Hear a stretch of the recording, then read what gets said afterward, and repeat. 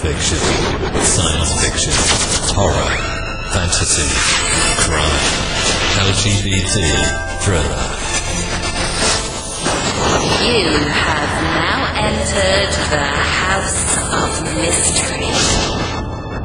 Welcome back into the House of Mystery, and we are continuing our conversation with authors that have contributed stories to the anthology. It's a Superior Shores anthology, and we're talking book 4 of anthologies called Larceny and Last Chances, and it's got 22 stories of mystery and suspense.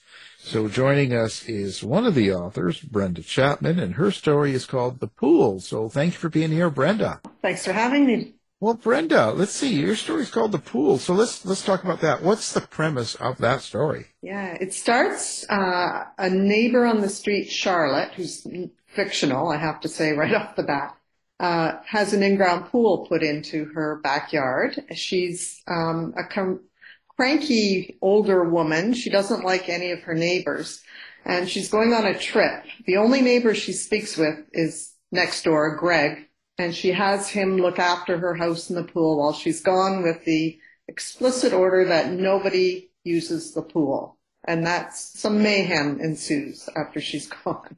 Well, you say she's fictional, but we've got her on the other line right now. So, oh, God. So let's talk about this.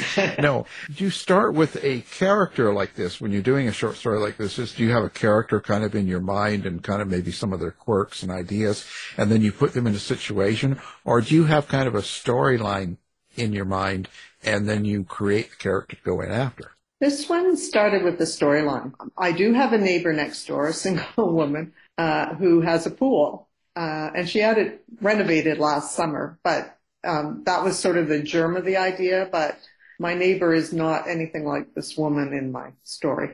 Well, that's right. But she's on the other line right now, your neighbor. Yeah. So you got some explaining to do. Do you put together, like when something like this happens and you get the story together and stuff, are you thinking about some sort of theme or subtext or idea or something that you're trying to get across? The reason I say that is because, being a little older, I think of short stories, and I always think of Twilight Zone or, Alfred Hitchcock Presents, so they're kind of like short. They get to the story. It's beginning, end, and over, but there's a point. You know what I mean? Do you have a point? I normally do. I've written, in addition to some short stories, I've done, just had my 25th crime fiction book come out. And I normally start with the crime, the motive, and who did it. And that kind of how I approach a short story as well. So I know where I'm heading because I'm always writing crime fiction short stories. And the crime really is the most important thing in the puzzle and how you're going to get there. Do you have kind of a method to doing a short story rather than a full novel? Because, in the novels, you can you've got the time. Spread out. Yeah, you've got the time. You can explain, because especially with the bad person, like the evil person in the book, there's always a story, and you've really kind of explained that person, why they feel like they need to do what they do or what's going on in their life. How can you do that in a short story? I always think that's a real special thing to do. It is difficult because, 3,000 to 5,000 words, you have to create a universe basically, and all these characters, and you have to develop them. So it is really quite difficult. I find keeping the language pared down, keeping the scenes pared down, the dialogue has to, like, every word counts. So I wrote a series of adult literacy novellas. They were about 15,000 words. And so I was writing mysteries at an adult comprehension, but at a grade 3-4 level. So those were a great training ground for short stories because again, you had to be very concise. Well, to create the puzzle for a mystery, do you need to outline? Is that how you create that, or are you just writing by the seat of your pants and you fix it, after you've ended your first draft? I'm basically a seat of my pants kind of writer. Aside from knowing who did it and what, the motivation, I just sit down and start writing, and I do that with the short story. So I'm not even. Sometimes I don't even know where they're going. Yeah, I'm more of a pantser, I would say. But then I do have to go back and do a lot of editing and make sure all the clues line up and all of that, because you have to play fair with the reader so they can figure it out. Is there something that you get out of writing short stories? They're like a palate cleanser to me. They, after working for a year on a book, I like to do a short story because it just kind of clears my head. And they normally take me about 3 days to write, like start to finish with all the editing. So I just find them a quick release. I wish I could do it that fast. So I want to write a short story. What do you think I should do to do a story like that? What do you give for advice? Again, you have to make your characters come alive in a very short period of time. I think you have to make the reader care about your character, what happens to them.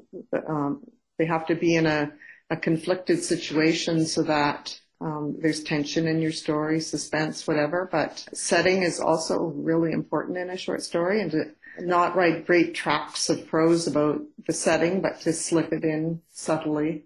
Yeah, I would think subtlety in a short story is really important. So with the bad guy and the violence and stuff like that, did you think about how you portray violence in the story?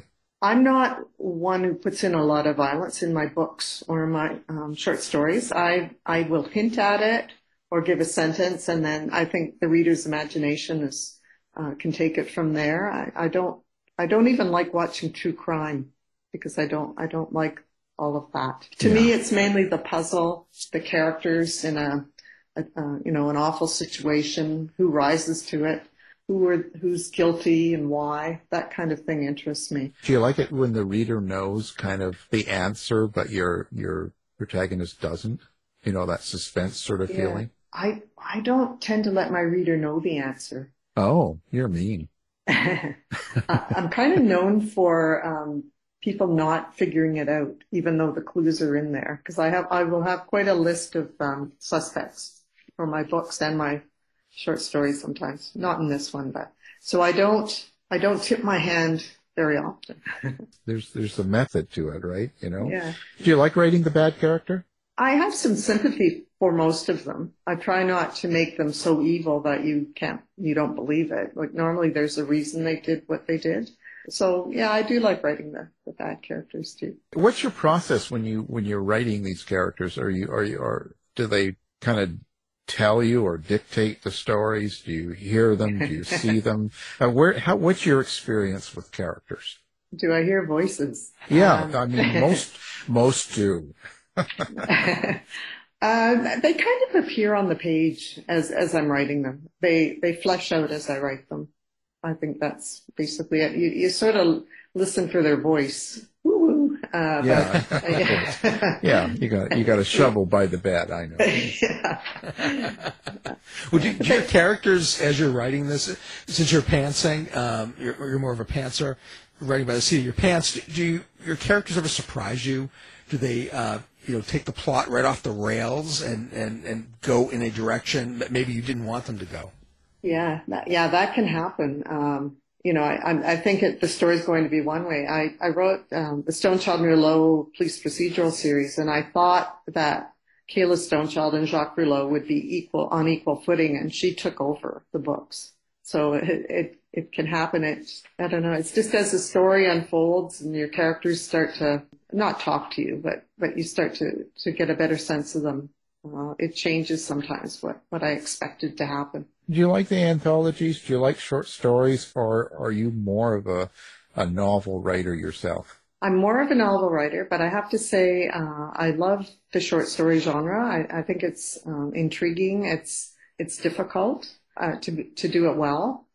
So they are a challenge. But I do really enjoy anthologies. I like reading them like before bed. I'll read a story, or just when I have some time in the day.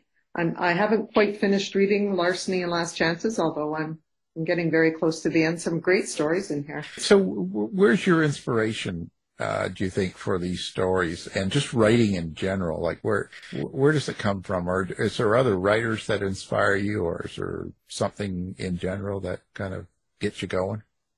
This story, and I wrote a short story last year called The Final Hit. It was in the Crime Writers of Canada anthology called Cold Canadian Crime. Both of those started with setting. So this one started with my neighbor's pool, and that one started, I was down in St. Catharines, and we were walking in a forest, and I thought, this would be a great place for someone to die.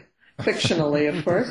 So those two started with setting. Often in my books, the idea will come from something in the news or a conversation or something that I knew from my childhood kind of thing. So it can come from anywhere, really. Do you like to interact with readers? Do you have a website? Do you do social media?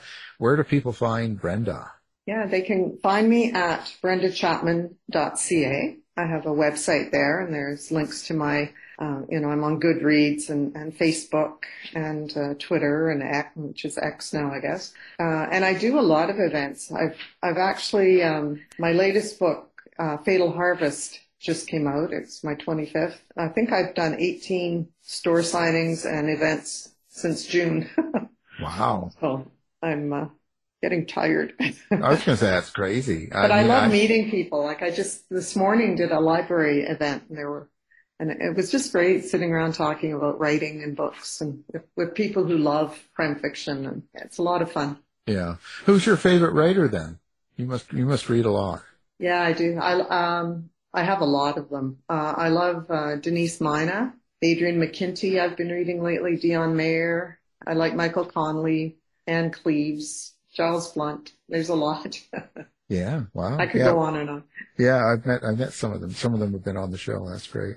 Oh, and now we're going to have, of course, the anthology, which is available now up. And, of course, we'll have your website and all your information. And we really appreciate you being on the show. And there we go. Brenda Chapman, thank you. Thank you. Thanks so much. It was great chatting with you. Thanks, Brenda.